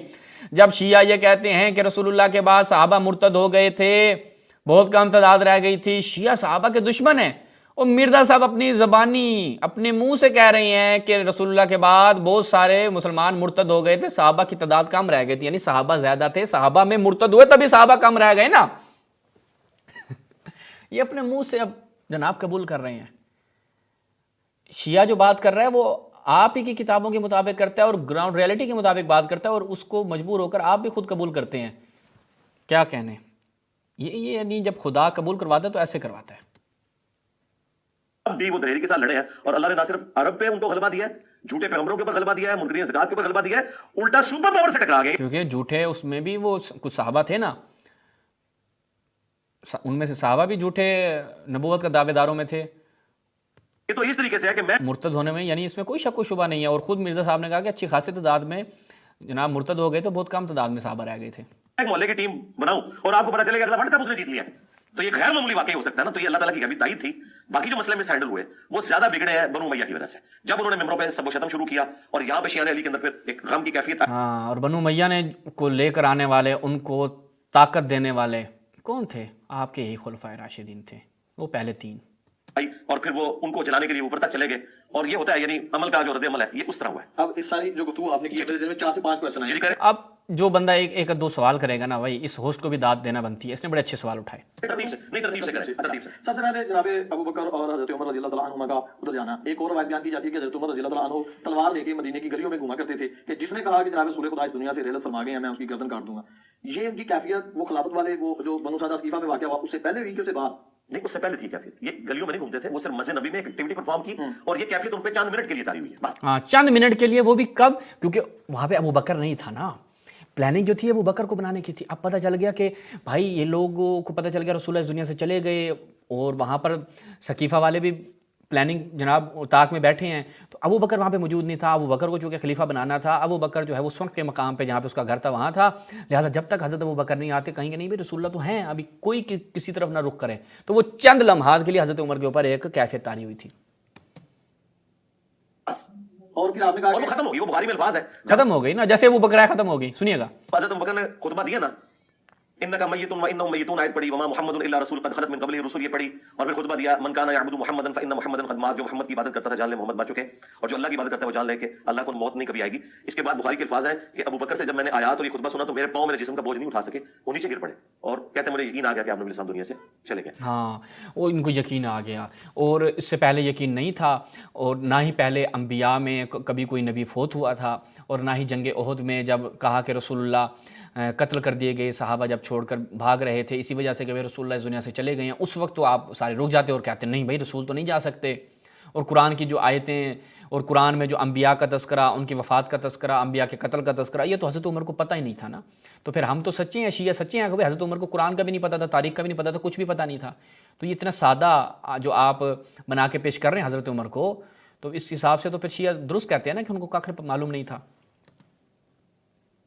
تو یہ وقتی کیفیت تھی, گلیوں میں کوئی نہیں گھومتے تھے, یہ بھی لوگوں نے آگے سفرے لگا دی ہیں, 10 ہوتا ہے اور سفرے لگا کے بول میں کر دیں گے, نہیں وقتی طور پہ تھی. اگر یہ بات مانی جائے تو پھر کیا نعوذ باللہ ان کا ذہنی توازن بگڑ گیا تھا؟ نہیں, ہم نہیں کہتے, لیکن حقیقت تو یہی ہے. کیفیت تھی جو ان کے اوپر طاری ہوئی. اچھا وہ کیفیت یہ نہیں تھی کہ وہ یہ نہیں مانتے تھے کہ نبی نے مرنا نہیں ہے, انہیں پتا تھا کہ ہر انسان کو موت ہے. بے شک ان کو یہ تھا کہ قرآن میں آیا نا کہ اللہ نے اس دین کو غالب کرنا ہے. وہ کہتے تھے کہ اللہ کے نبی نے اپنا کام ابھی پورا کیا ہی نہیں ہے. ان کے یہ دماغ, ہاں الیوم اکملت لکم دینکم تو ابھی نازل ہی نہیں ہوئی تھی. اللہ کے نبی نے تو اصلاً اطلاع ہی نہیں دی تھی کہ بھئی دین مکمل ہو گیا ہے, وَأَتْمَمْتُ عَلَيْكُمْ بِنِعْمَتِي ہو گیا ہے. حضرت عمر کو تو پتہ ہی نہیں تھا نا. یہ کہاں تھے حضرت عمر؟ انہوں نے کہا کہ دین تو ابھی رہتا ہے, دین تو غالب ہونا ہے, اور پھر الیوم اکملت لکم دینکم ہو کیسے گیا؟ یعنی یہ میں اب اگر یہاں پہ کوئی الفاظ کہوں گا تو آپ کہیں گے فلاں صحابی کی توہین ہو گئی. اور مرزا صاحب آپ خود بیٹھ کے توہین کر رہے ہیں حضرت عمر کی, تو کیا یہ آیت بعد میں نازل ہوئی ہے, رسول اللہ کے بعد نازل ہوئی ہے؟ سوال ہے ہمارا.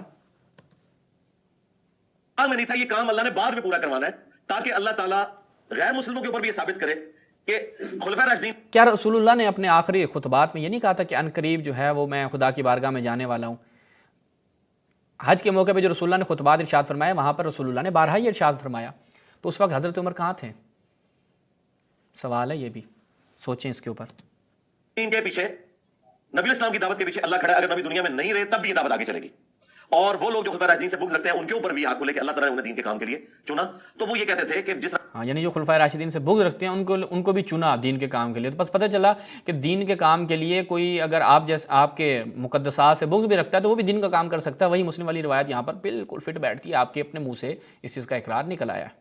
موسیٰ علیہ السلام 40 دن کے لیے کوئی طور پہ گئے اور پھر واپس آ گئے تھے. نبی اسلام گورنمنٹ پوزیشن میں گئے, واپس آ جائیں گے. تو جب وہ آیات پڑھی حضرت ابوبکر نے, کیونکہ حضرت ابوبکر فزیکلی نبی اسلام کی ڈیڈ باڈی جس نے چیک کیا ہے نا صحابہ میں سے, وہ حضرت ابوبکر ہے. ہاں, اس بات کو سمجھے, باقی وہ باہر تھے. مطلب ایک بندے کی میت اندر رکھی ہے, افواہیں ہیں کہ فوت ہوا ہے یا زندہ ہے, اور ایک قریبی آدمی اس کا جو محرم ہے, کیونکہ حضرت عائشہ کے وہ والد تھے, وہ اندر گیا ہے, اس نے جا کے نبی سے کنفرم کیا نبی صاحب فوت ہو گیا. بخاری کے الفاظ ہے, ماتھے میں بوسہ دیا اور کہا یا رسول اللہ ایک موت تو آپ کو آنی تھی, اب دوسری موت آپ کو نہیں آنی, اب اللہ کی جنتوں میں. بھائی حضرت عائشہ تو وہاں پہ ماتم کر رہی ہیں. کیا وہ روایتیں آپ مسند احمد بن حنبل کی بھول گئے کہ جہاں پر حضرت عائشہ کہتی ہیں کہ جیسے رسول اللہ کی دنیا سے وفات ہوئی تو میں تمام عورتوں کے ساتھ بیٹھ کے اپنا سر و سینہ پیٹنے لگ گئی. تو وہ جو ساری عورتیں تھیں ان میں حفصہ نہیں تھی؟ کیا عمر کی بیٹی نہیں تھی؟ وہ اس کو اطلاع نہیں دی حضرت عمر کو؟ یا اگر اطلاع دی تو حفصہ کی بات پہ یقین نہیں تھا؟ یا بہت بڑا گھر تھا, وہ اس کمرے میں جا کے جناب یہ سارا کام ہو رہا تھا, اور ادھر یہاں پر کوئی کسی کو کچھ پتہ نہیں چل رہا تھا. یعنی یہ گراؤنڈ ریالٹی کے خلاف جا کے آپ باتیں کریں گے, کیونکہ بھائی بخاری کی روایت میں ہے کہ ابوبکر وہاں پہ موجود نہیں تھے, اور یہاں سے وہ ساری چیز پتہ چل جاتی ہے جو اس وقت کی سچویشن تھی کہ ابوبکر آ جائے, تب تک کے لیے معاملے کو اس طرح سے وقتی جو ہے نا وہ ٹال کے رکھتا ہوں. یہ ساری صورتحال یہ تھی, اور آپ بیٹھ کے آپ کہتے ہیں کہ ابوبکر نے آگے چونکہ فزیکلی طور پہ دیکھا تھا, وہ نامحرم تھی وغیرہ تھی, یہ تھی. یہ تو اب ساری بات ہے نا, کہانی ہے, وہ کہانیاں بنائیں گے تو تبھی جا کر آپ کا مقدمہ قائم ہوگا. پھر جب آگے انہوں نے کنفرم کیا نا, تو اب باہر تو کوئی گزر, یعنی خدا نہ خواستہ ایک شخص کا والد فوت ہوتا ہے اور وہ باہر آ کے اناؤنسمنٹ کرتا ہے کہ بھائی میرے والد صاحب جو اتنے دنوں سے بیمار تھے وہ فوت ہو گئے. تو اب اگر باہر کوئی بندہ یہ سمجھ رہا تھا نہیں وہ ٹھیک ہے یا ریکور کر رہے ہوں گے کہ یار یہ بات کنفرم ہوگی, تو جب خبر کنفرم ہوئی ہے تو حضرت عمر کو پتہ لگ گیا کہ یہ ہونا تھا. پہلے وہ سمجھ رہے تھے افواہ ہے کہ حضور اسلام پہ بے ہوشی کی کیفیت ہے, لوگوں نے سمجھ لیا کہ آپ فوت ہو گئے, فوت نہیں ہوئے ہوں گے, ہو سکتا ہے آپ وقتی طور پہ مطلب بے ہوش ہوئے ہیں اور واپس آ گئے. یہ تو آپ کے ساتھ غزوہ احد کے موقع پہ نہیں ہوا تھا, کیا غزوہ احد کے اوپر نہیں مشہور ہو گیا تھا کہ آپ کیونکہ وہ جب مولا علی نے آپ کا زخم صاف کیا, سیدہ فاطمہ نے زخم اور صحابہ چھوڑ کے چلے گئے, تو اس وقت کسی نے نہیں کہا کہ نہیں رسول تو نہیں جا سکتے اس دنیا سے. صاف کیا, مولا علی پانی لے کے آئے, جو بخاری مسلم میں آتا ہے نبی اسلام کا خون खून इतना बह गया था, बेहोश हो गए थे, तो शहादत की खबर तो उस वक्त मशहूर हो गई थी और ये आयत उस वक्त नाज़िल हुई थी, इंप्लीमेंट इधर हुई, वमा मुहम्मदुन इल्ला रसूल, मोहम्मद तो नहीं मगर एक रसूल, अगर ये मर जाए या कत्ल कर दिए जाए तो क्या तुम दीन से उल्टे कदम फिर जाओगे। अच्छा, बुखारी के अल्फाज हैं कि सहाबा इकराम कहते हैं कि जब ये आयत हज़रत अबू बकर ने पढ़ी तो हमें लगा ये आयत अभी नाज़िल हुई है, यानी आयत इतनी पुरानी थी, 8 साल पुरानी, लेकिन उसकी इंप्लीमेंटेशन उस वक्त हुई। सहाबा को सब्र देने वाली यही आयत थी कि मोहम्मद भी एक रसूल है, उन्होंने भी दुनिया से जाना है, क्या दीन तुम छोड़ दोगे। और बुखारी के अल्फाज हैं कि फिर कितने दिन तक सहाबा इकराम जब एक दूसरे को मिलते थे तो यही आयत पढ़ते थे, एक दूसरे को ढाल, जैसे हम किसी का अफसोस करते हैं ना, तो अफसोस उनका ही होता था, वमा मुहम्मदुन इल्ला हाँ, अफसोस बड़ा होता था और उस वक्त सारे सकीफ़ा भी चले गए यही, जिनको बड़ा अफसोस था। रसूल, अल खलत मिन क़ब्लिही रसूल। तो अभी इसको यहीं पे रखते हैं इंशाल्लाह। अभी तो हमने 22 मिनट की गुफ्तगू में मिर्ज़ा साहब के जो आपको कुछ ब्लंडर्स बताएं, कुछ कहानियाँ जो ये इन्होंने क्रिएट की थी वो बताएं। इंशाल्लाह 1 घंटा 17 मिनट की गुफ्तगू है, सारी चलाएंगे और इसमें आगे बड़ी चीज़ें हैं, आपको खिलाफत और इमामत यहीं से हम इंशाल्लाह मुकम्मल समझाएंगे। तो इस पहली किस्त को हम यहीं पर ख़त्म करते हैं और आपसे इजाज़त चाहते हैं। इंशाल्लाह अगली किस्त में आपसे दोबारा मुलाकात होगी। वस्सलामु अलैकुम वरहमतुल्लाह।